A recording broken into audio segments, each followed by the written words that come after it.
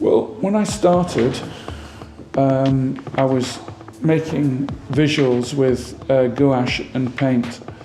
So the arrival of computers has made quite a difference. I think that we've been through, in the UK, we've been through a period where it was we had quite a conservative scene in a way, you know, that work was, the work was quite conservative. I think we're really coming out of that now, and it's becoming much more playful, much more sharing, and a much more dynamic kind of visual landscape. So it's, I'd say now is as exciting as it's been over the last 20 years. It's a fantastic time to be a graphic designer.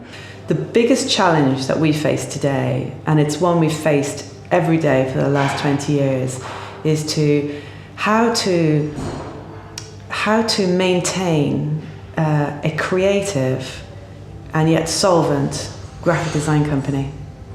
That's our biggest challenge. It's how do we encourage clients to invest in good design, how to keep creative work, you know, enough creative work in the studio that means everybody gets paid and everybody's, you know, happy. Okay, well, in the next few months, immediately, we're working on the Spin monograph, which is taking up all my mental space, well, a lot of it. We're working on a project with Lance Wyman, who's a great American designer for Unit Editions.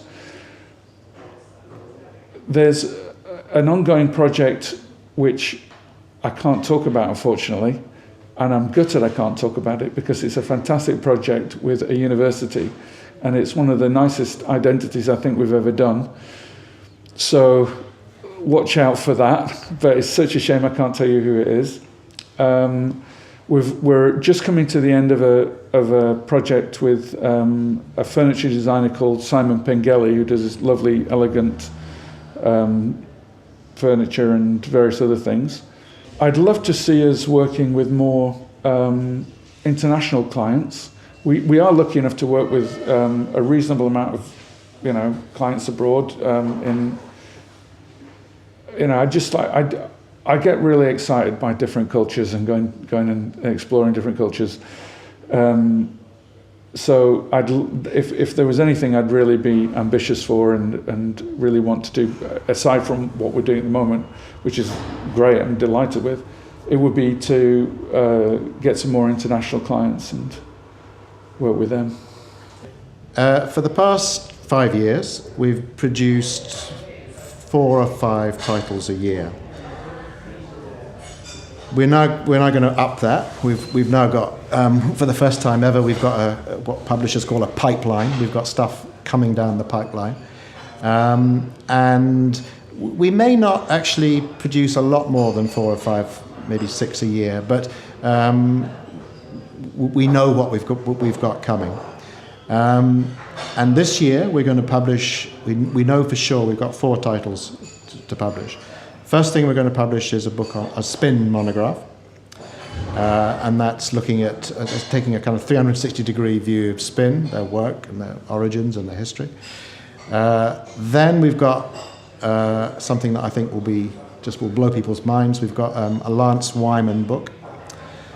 Sometimes when I say Lance Wyman to people, they look blank, but as soon as I say Mexico '68, they go, "Oh, him, yeah, I know him."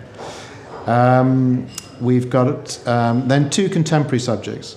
We've got a book on Morag Myerscough, which I think is going to be really interesting, and then again another bit of a departure for us, but a book on Universal Everything, Matt Pike's company.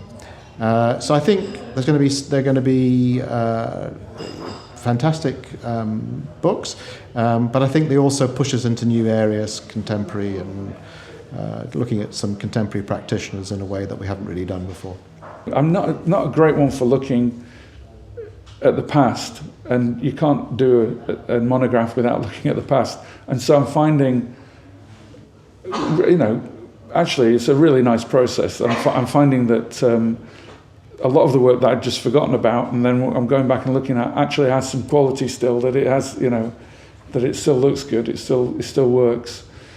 And so things like the Deutsche Bank, we did a lovely magazine for them that I think is really strong. We've been looking through the Hornshaw Venison stuff, which is a gallery, and that still stands up, I think.